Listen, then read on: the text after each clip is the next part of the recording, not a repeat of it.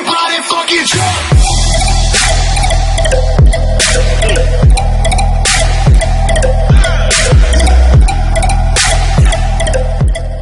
5 years ago, Renault brought the Renault R-Space concept to the Geneva Auto Show. This year, we saw what appeared to be the same concept sitting at Renault's stand. Was it déjà vu? Nope. We were actually looking at the next generation Renault Scenic. That's right, Renault took its famed R-Space concept and used it as a basis for the newest Scenic.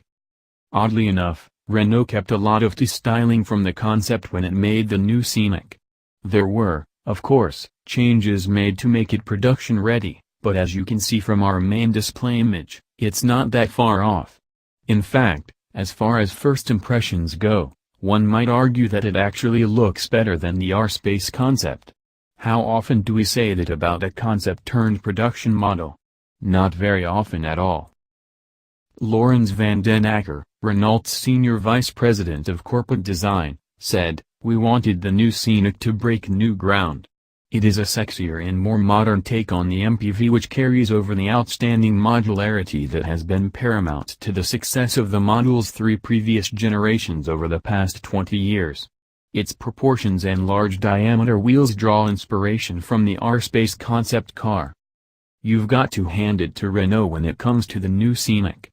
It's slated to be the bomb diggity of the MPV segment, and if the interior is as stylish as the exterior, it won't have a hard time living up to that hype.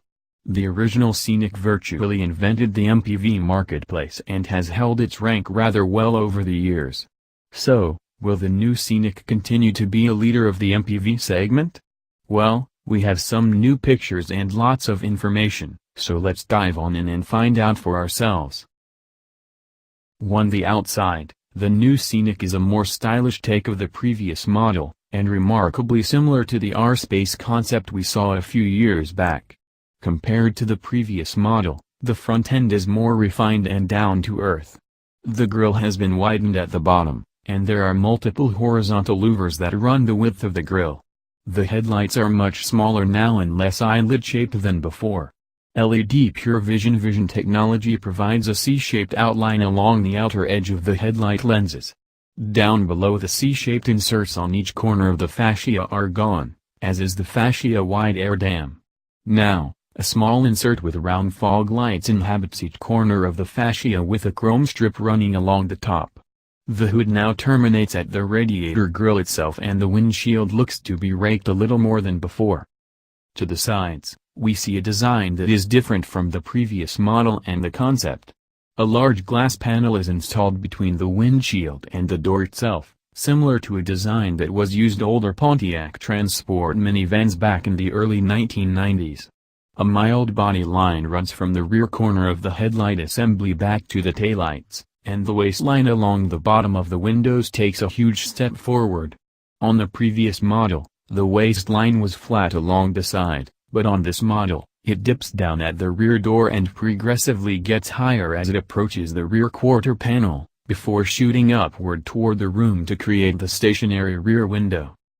Down below, more stylish body cladding has been added to the bottom of the doors along with a small outline in the doors that goes around the cladding. It gives a 3D effect to the bottom of the doors, and is a really nice touch. The side skirts aren't anything to write home about, but the new Scenic comes standard with 20-inch wheels across all trim levels, which is pretty cool in my book.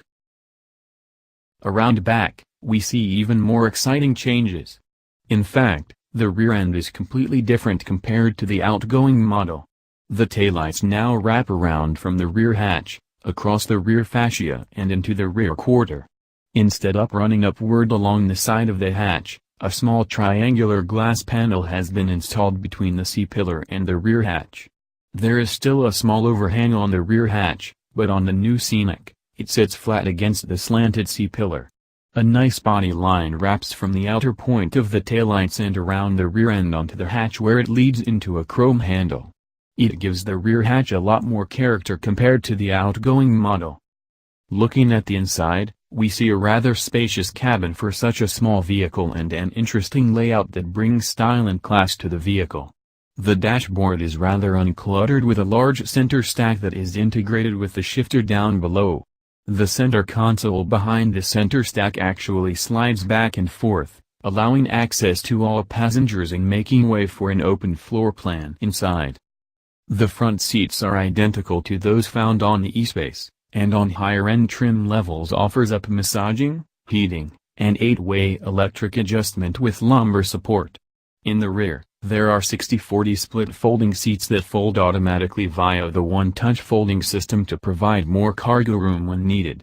The interior offers up a total of 22.42 cubic feet of storage space, including the small storage areas in the floor, door trim panels, center console, and glove box. In the rear, there are foldable ease-life tables that also have a small storage space for rear passengers. 2 USB ports in the rear of the center console provide for phone and tablet charging on the go. Sitting in the center stack is an 8.7-inch, R-Link 2 portrait format display that is borrowed from the E-Space and the Talesman. It provides voice recognition, navigation, cell phone connectivity, various apps and radio functions. A 12-month subscription to TomTom Traffic comes standard, as does access to the R-Link App Store and up-to-date European maps. A retractable, full-color, heads-up display sits ahead of the instrument cluster's visor and displays all relevant information like current speed, navigation instructions, and various driving aids. As far as sound goes, the Scenic is available with a Bose surround sound system with 11 high-powered speakers, including the center loudspeaker and subwoofer. All told, it looks like a comfortable setup, and for being a smaller vehicle, probably wouldn't be that bad on longer trips as long as you aren't the middleman in the rear. By the end of 2016, the Scenic will be offered with one of 8 different engines, 6 diesel engines and 2 gasoline engines. The base offering is a 95 horsepower diesel attached to a 6-speed manual transmission. There are 3 variations of the 110 horsepower diesel, one with a 6-speed manual, one with hybrid assist, and one attached to a dual-clutch, 7-speed automatic transmission. Next up, there is a 130 horsepower mated to a 6-speed manual, and finally, a 160 horsepower mated to a dual-clutch, 6-speed automatic transmission. On the gasoline front, there are just 2 units, a 115 horsepower unit and a 130 horsepower unit, both of which mate to a 6-speed manual gearbox. Renault didn't divulge any performance numbers outside of horsepower for any of the drivetrain configurations, but considering this is a family car, don't expect it to hit 60 miles per hour very quickly or go above 110 miles per hour if it can even reach 3-digit speeds. The new Scenic also features Renault's MultiSense technology, which provides a personalized driving experience by adjusting throttle and engine response, shift speed of the dual-clutch automatic transmission, and firmness of steering. 5 different modes are available, including neutral, sport, comfort, personal, and eco. The new Scenic is fitted with a number of safety features that brings it in line with more expensive models in the market. These features include automatic emergency braking with pedestrian detection, lane keep assist, fatigue detection warning, adaptive cruise control, lane departure warning with haptic feedback through the steering wheel, safe distance warning, traffic sign recognition with overspeed prevention, and blind spot warning. Other features include a reversing camera, automatic headlights, front, rear, and side parking sensors, and hands-free parking. I initially looked to the B-Max as a competitor for the new Scenic, but it just doesn't compare. In all reality, neither does the C-Max in some respects, but it at least comes close. In base form, it offers seating for 5 and comes with 16-inch wheels. Moving up to the range-topping Titanium X will give the C-Max 17-inch wheels as standard, as well as a lot of similar driver aids. For 2015, the C-Max is also offered in hybrid and all-electric form, so there are plenty of drivetrain options to choose from. At the time of this writing, the C-Max starts out at £18,395 for the Zetec trim, £20,395 for the titanium trim, and £22,895 for the range-topping titanium X trim. Those prices are all before tax, delivery, and options, but are right in line with the pricing structure we'll probably see with the new Scenic.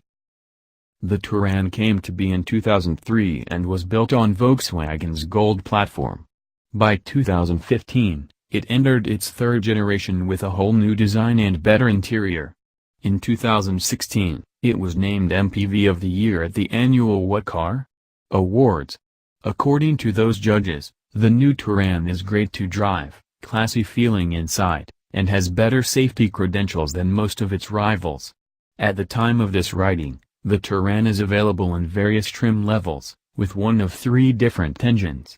There is the 1.2-liter Blue Motion that produces 110 PS, the 1.5-liter Blue Motion TDI that produces 110 PS, and the 2.0-liter diesel that produces 150 PS. All 3 made to a 6-speed manual transmission. A 7-speed DSG automatic is available for the 1.6-liter diesel, and a 6-speed DSG automatic is available for the 2.0-liter diesel.